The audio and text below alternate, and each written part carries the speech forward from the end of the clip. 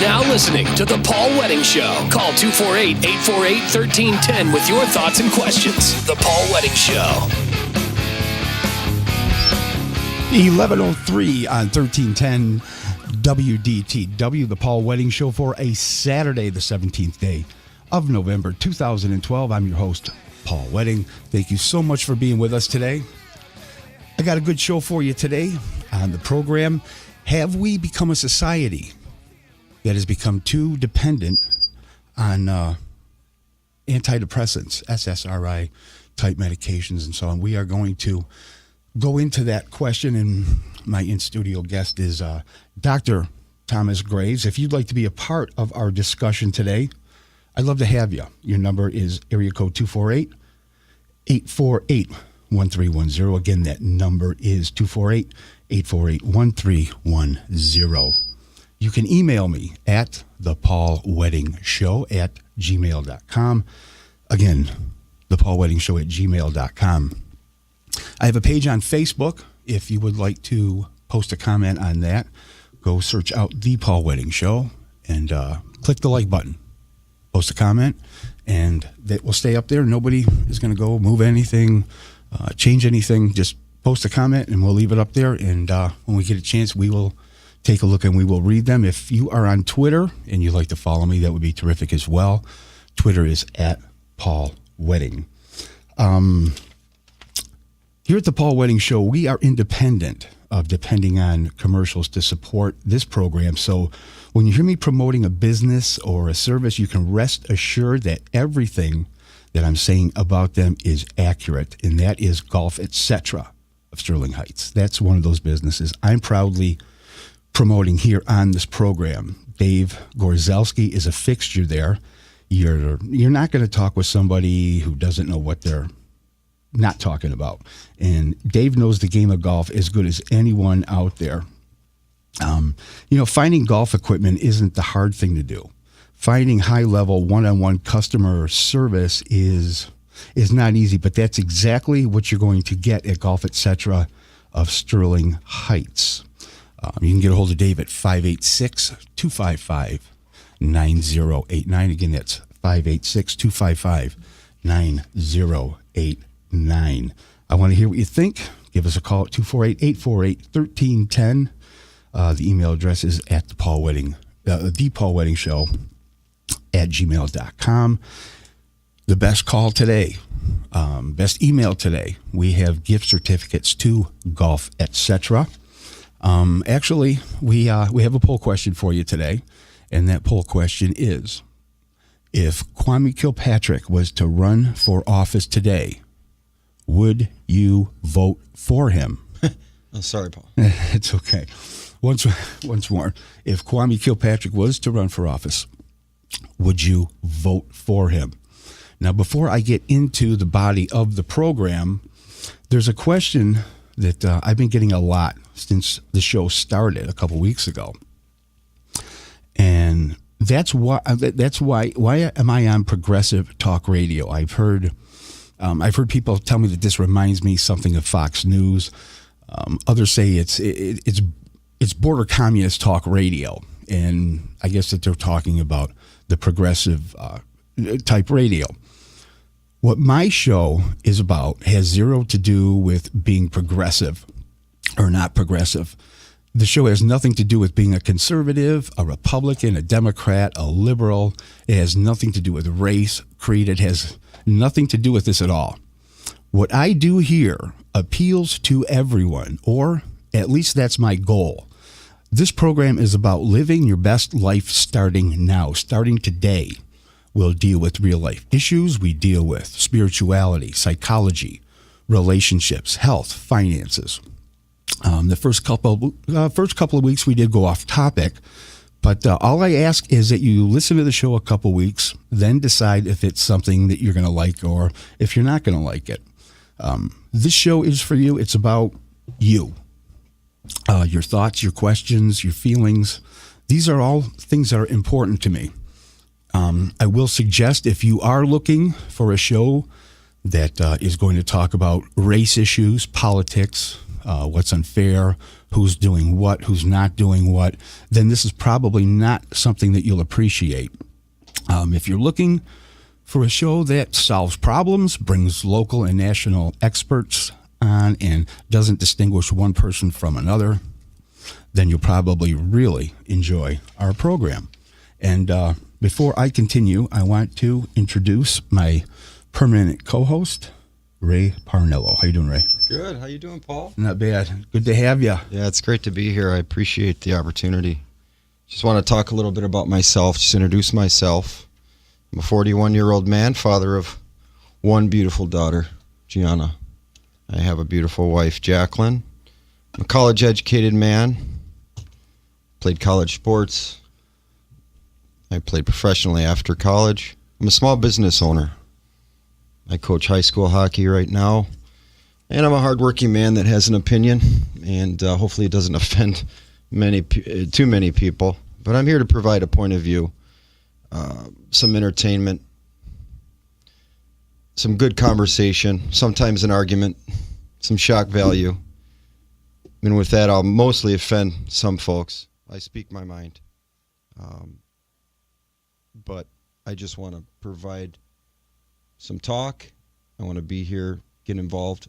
I want to bring our point of view to the public. Let's get people calling in. Let's make this everybody's show, not just our show. I want people to have an opinion. I want people to call in and make a contribution to the show, not only to the show, but to society. And without further ado. Sounds good. Okay, as promised, he holds a Bachelor of Arts degree from Williams College, graduated with honors in psychology. He was a recipient of the Hutchins Award, which is awarded to a member of the graduating class who shows special promise to be a worthy and contributing member in their community. Also the recipient of Holden Fellowship at Bon Secours Hospital. He studied medicine at Wayne State University in Detroit in 1986. He was the medical director at the Michigan Rehabilitation and Pain Management Practice in Sterling Heights from 1995 to 1999, an ER physician at St. Joseph Mercy Macomb Hospital in 1989 through 1997. He was inducted as a Fellow of the American Academy of Family Physicians in 1999, clinical assistant professor for the Department of Family Medicine at Wayne State University. He's the co-founder of HART, H-A-R-T, the Haitian African Relief Team, as well as other medical missionary work in Cameroon, Honduras, and Guatemala. He's on the board of directors at the Grace Counseling Center in Detroit and board-certified physician at the Bay Area Family Physicians in New Baltimore. My guest is Dr. Thomas Graves. Dr. Graves, thanks so much for making time for us. It's a pleasure to have you here. Thank you so much for having me, Paul. Welcome, Dr. Tom. Thank you, Ray. So tell us a little, Tommy, tell us a little bit about HART in the trips that you guys have been making over there. I find this fascinating. Well, HART is a group of people. It started by a priest who is from Cameroon, and he saw that the people there were very poor. And after the earthquakes happened in Haiti, he had a special, pardon the pun, heart for the people of Haiti. They have very little infrastructure, and he and I have traveled to a lot of places in the world where people are poor, but Haiti is special. It's really poor, and they just don't have the ability to help themselves. So he assembled a group, me as a physician. He had a lawyer that runs our group and an accountant that manages our finances, and put together a group of people that raise money and actually go to Haiti to provide services, in my case, medical services, but also bringing supplies for school children and many other ways, clothing, formula. We try to find out ahead of time in the areas that we go to what the needs are, and then try the best that we can to fill those needs. Now, what you guys do with HART, Tommy, is this independent? I call him Tommy because we go way back.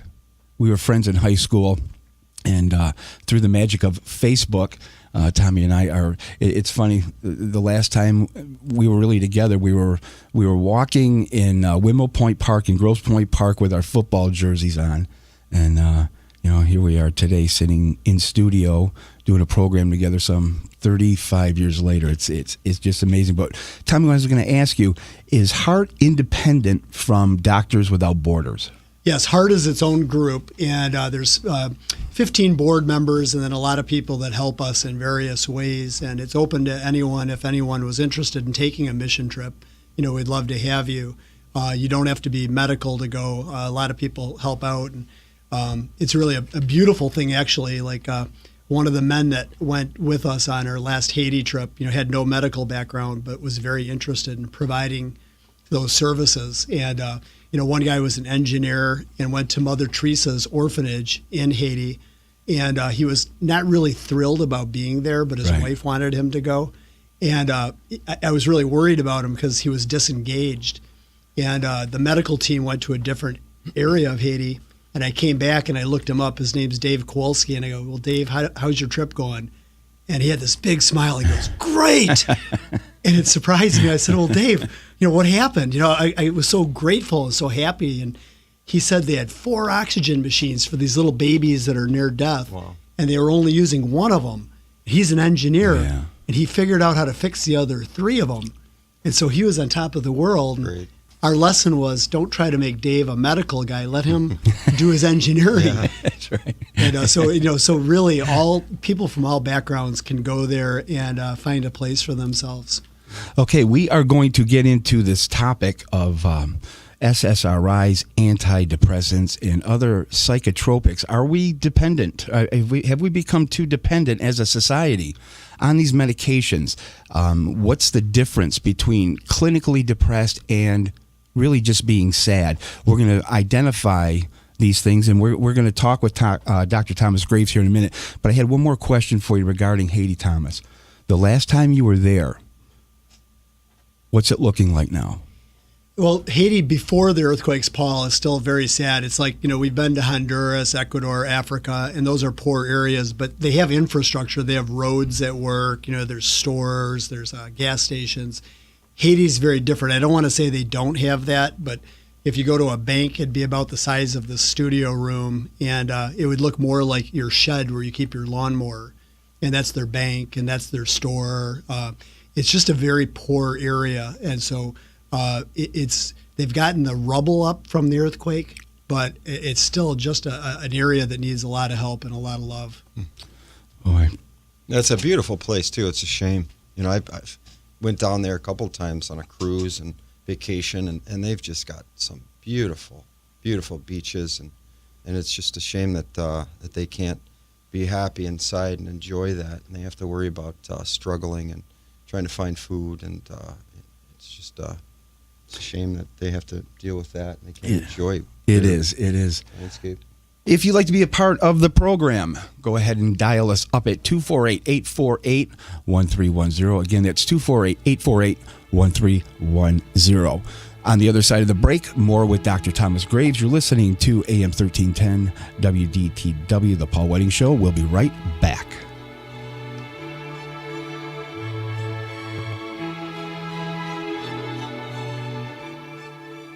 Don't stop. From the U.S. Department of Health and Human Services, I'm Ira Dreyfus with HHS HealthBeat. Whatever happened to good old-fashioned play? As we grow up, being physically active often changes somehow from playing to exercising. Play is fun. Exercise, well, for many of us, that's not fun. And without play, we quit being active, so we get out of shape and start gaining weight. But new reports call on us to be physically active for the sake of our health, so what can we do? At the President's Council on Physical Fitness and Sports, Executive Director Melissa Johnson says it's simple. Get on your walking shoes and go for a walk, or do something else you enjoy. A lot of sedentary or deconditioned people haven't yet experienced the good feeling of just movement. And once that becomes familiar to them, they don't want to stop. Federal officials recommend 30 minutes of moderate activity on most, if not all, days of the week as a minimum for good health. HHS HealthBeat is a production of the U.S. Department of Health and Human Services. I'm Ira Dreyfus. The following letters were written by our troops.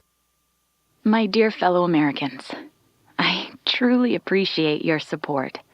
I was starting to wonder if people had forgotten about us over here. But then one of my buddies showed me this website. And now as tears are streaming down my face, I can see for sure that you haven't. Private Emily B., U.S. Army. It's so heartwarming to see the American people not letting the men and women of the armed forces be forgotten. Your letters make a group of grown men, battle-hardened and gruff, act like a bunch of kids around a Christmas tree. Thanks. Staff Sergeant Matthew H., U.S. Army. Your support may be the most important thing our troops can carry with them. But don't take our word for it. Take theirs. To show your support, visit americasupportsyou.mil. Brought to you by the U.S. Department of Defense and the Ad Council.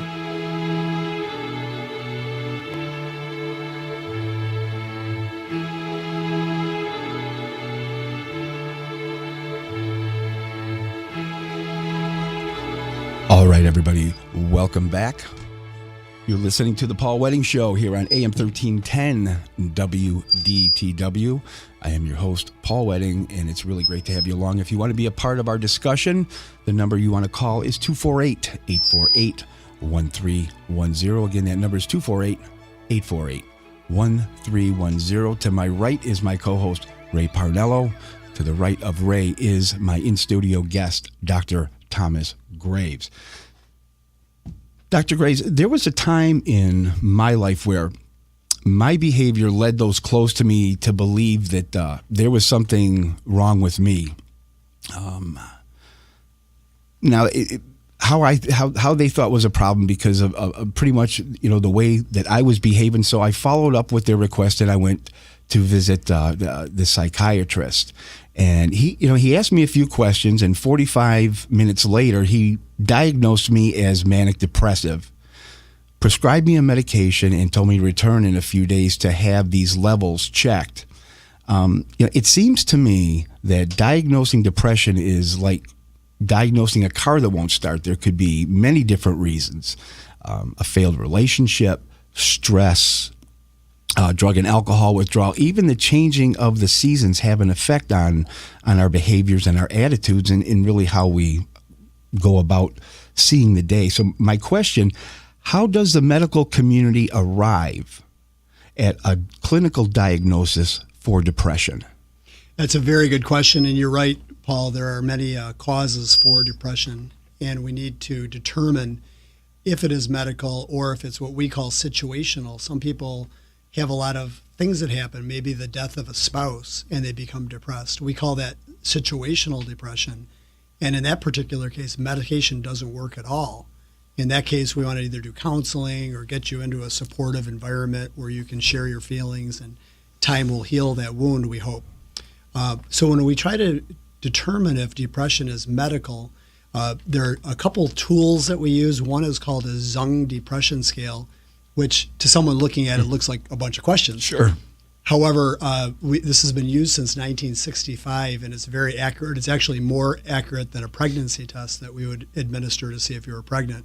Oh, my. So that's one tool that we use. But again, something you're getting at is getting this ability to see, is this chemical? Is it situational?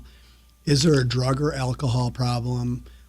Some people, they have a spiritual pain. They've had a pain. They've had maybe unfortunately, we see perhaps women or men that were sexually abused as children, and they have guilt, and they harbor this in their heart their whole life.